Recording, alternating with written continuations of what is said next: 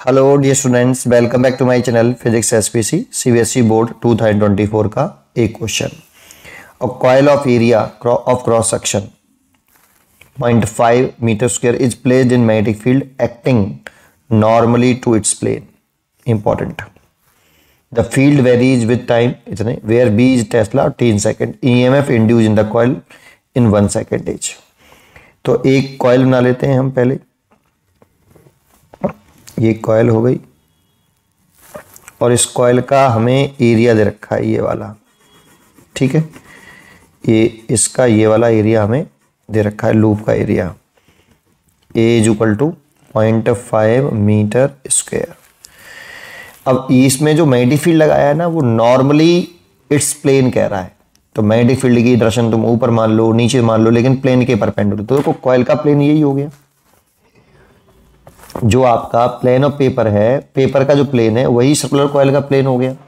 तो प्लेन के परपेंडिकुलर कह रहा है, तो मैग्नेटिक फील्ड मैंने ऊपर की तरफ लगा दिया। नीचे भी लगा सकते हैं, डायरेक्शन मैटर नहीं कर रहा है इस जगह पर, बस प्लेन के परपेंडिकुलर लगा लो।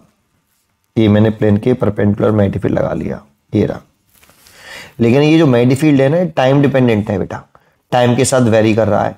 तो B is equal to 0.5 t square plus 2t है। ये जो मैग्नेटिक फील्ड है ये कांस्टेंट नहीं है। एरिया तो कांस्टेंट है लेकिन मैग्नेटिक फील्ड कांस्टेंट नहीं है। थीटा भी कांस्टेंट है। थीटा कितना होता है बेटा? थीटा दैट मीन्स किसके बीच में? Angle between direction of B vector and direction of area vector. Direction of area vector. अब जानते हो डायरेक्शन ऑफ एरिया वेक्टर जो होती है वो प्लेन के परपेंडिकुलर आउटवर्ड लेते हैं।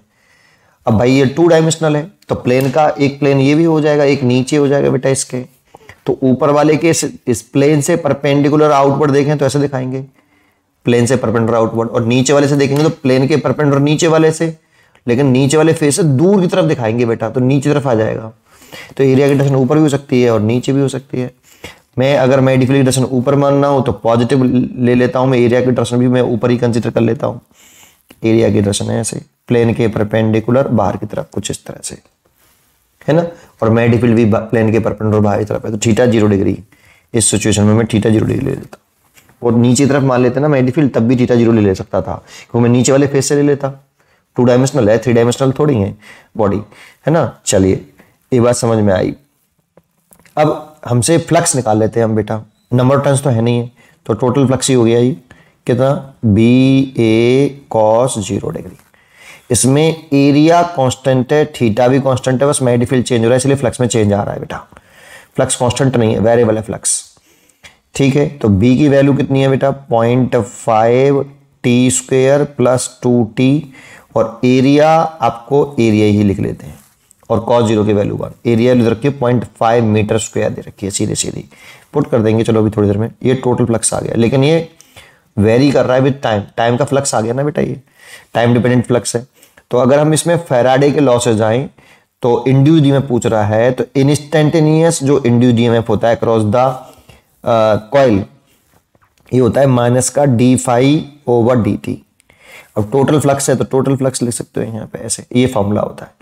तो इसको डिफरेंशिएट कर लें विद रेस्पेक्ट टू टाइम, तो differentiation with respect to time, तो d∅ total over dt is equal to, area तो कांस्टेंट टर्म है तो एरिया से कोई मतलब नहीं, इसको डिफरेंशिएशन करें तो टी स्क्वायर का डिफरेंशिएशन कितना? 2t भाई, d/dt t की पावर n लगा लो, 2t होता है, सॉरी n t n-1 होता है। अब n की वैल्यू देखो कितनी है? 2, तो n/2 पुट कर दो इसमें, तो 2t आएगा, और 2t का मल्टीप्लाई 0.5 में करेंगे तो 0.5 इंटू 2t हो जाएगा। और t की वैल्यू n/1 रखो तो t की पावर 1 लिखेंगे तो t की पावर 0, उसकी वैल्यू 1, तो इसका डिफरेंशिएशन 1 होगा। तो 2 इंटू टी का 1, और ये तो कांस्टेंट टर्म है, ऐसे कैसे हो गया, ठीक है। तो ये हो जाएगा t हो जाएगा बेटा, 2 का मल्टीप्लाई 0.5 में करेंगे तो 1t प्लस 2 इंटू एरिया, ये d∅/dt आ गया। अगर हम इसकी केवल मैग्नीट्यूड की बात कर लें, डायरेक्शन की चर्चा नहीं कर रहे, माइनस साइन इंडिकेट करता है कि इंड्यूस ईएमएफ उस कॉज का अपोज करेगा जिसकी वजह से वो सेल्फ प्रोड्यूस हुआ है। डायरेक्शन को इंडिकेट करता है लेंज लॉ के अकॉर्डिंग।